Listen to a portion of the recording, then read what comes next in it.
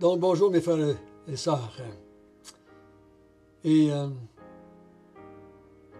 nous sommes au dernier jour de la semaine, nous sommes vendredi. Et nous allons continuer notre étude sur l'Épître aux Colossiens. Prions ensemble. Notre bon Père du ciel, à quelques reprises dans les Écritures, on voit que on te voit déclarer des choses par rapport à ton Fils. Il y a des voix qui se font entendre du haut du ciel.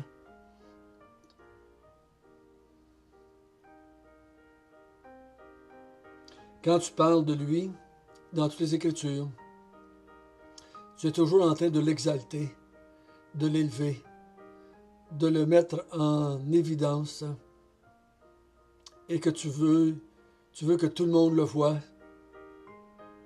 C'est ta gloire. Et on voit aussi le Fils faire la même chose pour toi. On voit que Jésus ne vit que pour son Père, que pour sa gloire, pour l'avancement de son royaume. Et quand il parle, on ressent presque une fierté de la part du Fils à l'égard du Père. Et Seigneur, nous voulons cet après-midi, ce matin je veux dire,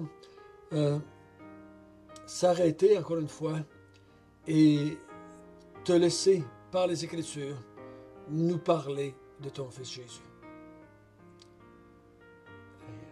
Nous voulons l'adorer, nous voulons le louer. Au nom de Jésus, Amen.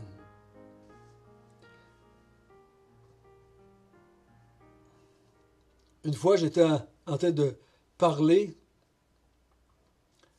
avec une femme et j'ai demandé à cette femme pourquoi elle priait Marie au lieu de prier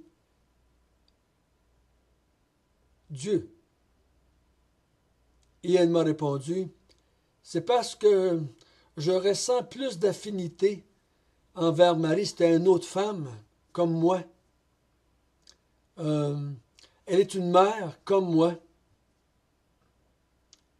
Et j'ai l'impression d'être mieux compris par une femme, par une mère, qu'un Dieu qui semble plus masculin, qui semble plus lointain, moins prêt à écouter. Ça, c'était la raison qu'elle m'a donnée. Et pendant que je lisais l'Épître aux Colossiens, je me demandais pourquoi est-ce que les chrétiens de Colosse étaient-ils tentés d'aller vers le culte aux anges, comme nous allons voir au chapitre 2. Pourquoi sont-ils tentés? Pourquoi est-ce qu'ils sont poussés à vouloir aller adorer une créature au lieu du Créateur?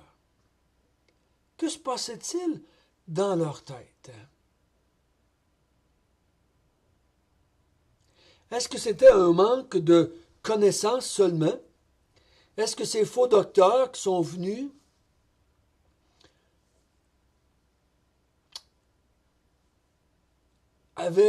ont trouvé dans leur compréhension une faille et ont voulu comme entrer dans cette faille et les emmener à vouloir rendre un culte aux anges? Est-ce que c'était la pression des groupes? On est souvent prêt quand on a une pression qui vient du groupe dans lequel on est. Ça peut être dans n'importe quelle situation. On appelle ça en anglais de peer pressure, la pression des pairs, des semblables. On sait que nos enfants reçoivent beaucoup de pression de la part de leurs semblables à l'école, mais c'est la même chose pour les adultes. C'est la même chose des fois dans nos églises. quand les dirigeants, les plus vieux, vont dans une direction, des fois les gens ont tendance à suivre parce qu'ils ne veulent pas rentrer en conflit avec les autres. Qu'est-ce qui les a poussés? Qu'est-ce qui les tentait? Ou est-ce que ces faux prophètes-là, ces faux docteurs-là, leur disaient que les anges pourraient leur emmener quelque chose de plus, pourraient peut-être leur donner un avantage.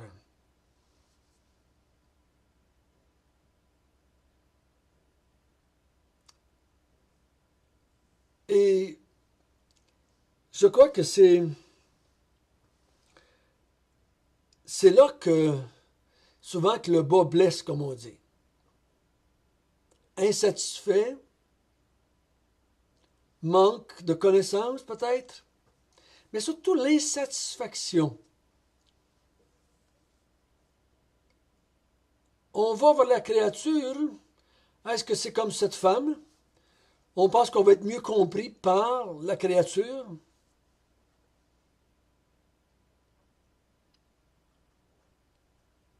Étant nous-mêmes des créatures.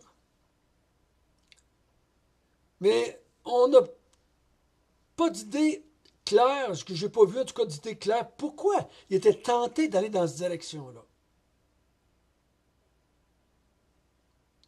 Mais dès Adam et Ève, Satan n'a-t-il pas dit, Dieu ne veut pas que vous soyez comme lui. Si vous mangez de l'arbre, vous allez être comme Dieu.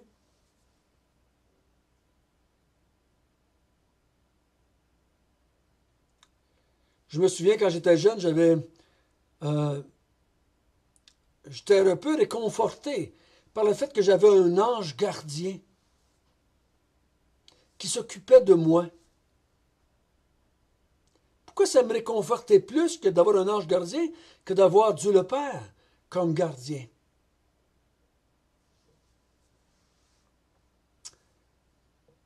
Mais une chose est certaine, c'est que les Colossiens étaient tentés d'aller vers un culte aux anges, se détourner de la vérité et d'aller vers autre chose.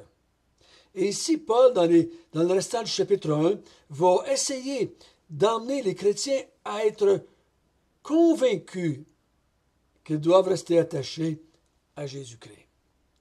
Et ce matin, nous allons faire un autre bout et nous allons lire du verset 14 jusqu'au verset 17.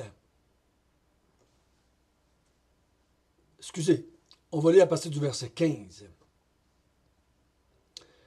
Le Fils est l'image du Dieu invisible, le premier-né de toute la création. Car en lui ont été créées toutes les choses qui sont dans les cieux et sur la terre, les visibles, les invisibles, les dignités, les trônes, les dominations, les autorités. Tout a été créé par lui et pour lui.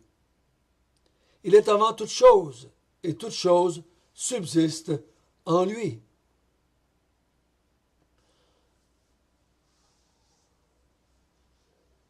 Quand il va parler du Fils, il va élever, il veut chercher à l'élever.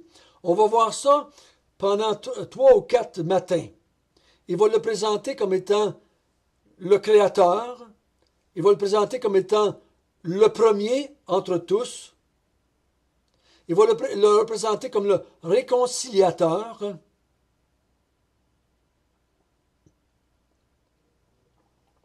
Il va le présenter aussi comme étant la tête de l'Église. Donc, il va le mettre dans une situation, dans une position où il n'y aura pas d'égal. Premièrement, il dit, le Fils est l'image du Dieu invisible. Qu'est-ce qu'il veut dire par là? Et je me suis posé la question, pourquoi est-ce qu'il dit invisible? Est-ce que c'est pas tout le monde qui savait que Dieu était invisible? Il est l'image du Dieu invisible. Est-ce qu'il veut dire qu'il est l'image de ce qu'on ne voit pas? Ce que nous ne voyons pas en tant que Dieu, le Fils est une image de ce Dieu-là? Ou parle-t-il que le Fils représente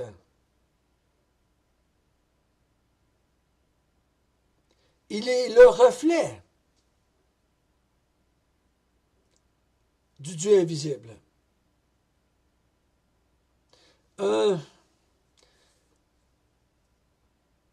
Si je prends une photo et que je vois l'image, mais je peux voir par l'image ce que je ne peux pas voir parce que j'étais pas là. Ou est-ce que c'est plutôt le reflet que du soleil dans l'eau ou de la lune dans l'eau? Peu importe.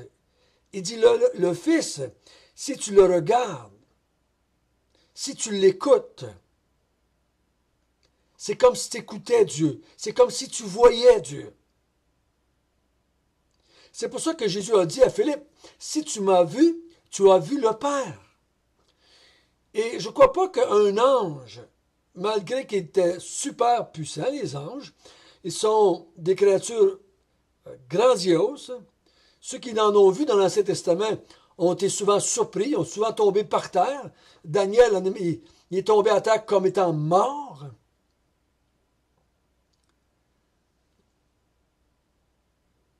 Mais en regardant un ange, je ne peux pas voir Dieu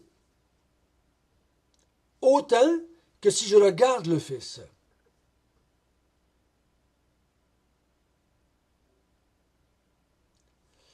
Le Fils, c'est l'image parfaite, c'est le reflet parfait du Père. Et si on regarde Jésus, on peut voir, quand il dit tout ce que le Père fait, je le fais. Ce que je dis, c'est les paroles de Dieu. Donc, tout ce que le Père fait, je le fais. Tout ce que le Père dit, je le dis. Moi et le Père, nous sommes un. Il n'y a pas d'ange, ni de trône, ni de dignité, ni de domination, ni d'autorité dans le ciel qui peut dire ça. Il est l'image du Dieu invisible. Et ensuite, il dit, il est le premier-né de toute la création. Ici, c'est un des versets, expression, que les témoins de Jéhovah aiment beaucoup. Pour nous montrer que Jésus est une créature, ils vont nous emmener là, ils vont dire, vois-tu, c'est le premier-né. Donc, il est né. On n'a pas le temps cet après-midi de faire toutes les recherches sur cette expression-là. Mais l'expression premier-né n'est pas toujours utilisée dans la Bible pour parler du premier-né, dans le sens de la naissance de quelqu'un. Mais on en parle souvent comme étant celui qui est au-dessus des autres. Quand il dit qu'il est le premier-né de la famille, Joseph est appelé le premier-né. Nous sommes appelés les premiers-nés, même si on n'est pas tous des premiers-nés de famille. Si vous avez le temps, à un moment donné, prenez votre concordance ou une Bible sur votre ordinateur et cherchez l'expression premier-né. Et vous allez voir que je crois que, en l'occurrence, l'expression qui est ici veut dire celui qui est le premier, le gérant, le boss, celui qui est au-dessus des autres, celui qui dirige. C'est le premier-né, celui qui a tous les droits sur la famille. Ici, il est le premier-né de la création. C'est-à-dire que c'est celui qui est au-dessus de toute créature. Pourquoi est-ce qu'il est au-dessus? Pourquoi est-ce qu'il est l'image de Dieu? Pourquoi est-ce qu'il est au-dessus de toute la création? Car en lui, toutes choses ont été créées. Autant ce qu'il y a dans les cieux que sur la terre. Tout ce qui a été créé, c'est lui qui a été créé. Ou ça a été créé en lui, par lui, par sa puissance, par sa capacité de créer. Et il y a juste Dieu qui peut créer. Dieu crée parce qu'il est capable de faire quelque chose à partir de rien. Et seulement Dieu pouvait faire ça. Les anges ne sont pas capables. Toutes les créatures sont incapables. Pour nous autres créatures, ça nous prend quelque chose pour créer quelque chose. Lui a créé toutes choses qui sont dans les cieux et sur la terre. Ça a été créé en lui. En veut dire, ça est venu de lui, c'est sorti de lui. C'était en lui. Il dit qu'il a créé toutes les choses visibles et invisibles. Les choses qu'on peut voir et les choses qu'on ne peut pas voir. Donc les dominations, qui parlent un peu plus loin, les trônes, les dignités, les dominations, les autorités, ça parle de ce qu'il y a dans le ciel, les choses invisibles, c'est lui qui les a créées. Donc pourquoi aller vers les choses créées, même s'ils sont invisibles, quand nous avons accès à celui qui a créé ces choses invisibles-là? Tout ce qui est visible à l'œil, même à travers un microscope, même à travers un microscope super puissant. Il y a des choses que je ne peux pas voir à l'œil nu, mais si je prends un microscope, je les vois. Mais si je prends le microscope le plus puissant qui existe présentement et que j'essaie de voir un ange, je ne le verrai pas. Parce qu'ils ne sont pas matière. Donc, il a créé les choses qui sont visibles, donc c'est matériel, et les choses invisibles qu'on ne peut pas voir. Tout a été créé par lui et pour lui. Pourquoi est-ce qu'il est au-dessus des anges? Pourquoi est-ce qu'il est au-dessus de toutes choses? Parce que tout a été créé par lui et pour lui. Donc tout ce qu'il y a dans le monde, c'est là pour lui. C'est là pour sa gloire. C'est là pour le servir. C'est là pour l'adorer, si on a les capacités d'adorer.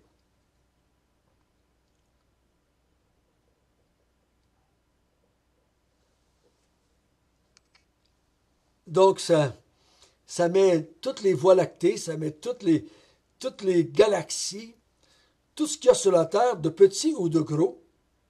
Tous les êtres humains sont créés par lui et pour lui. On est là pour lui. Je le répète, on est là pour lui.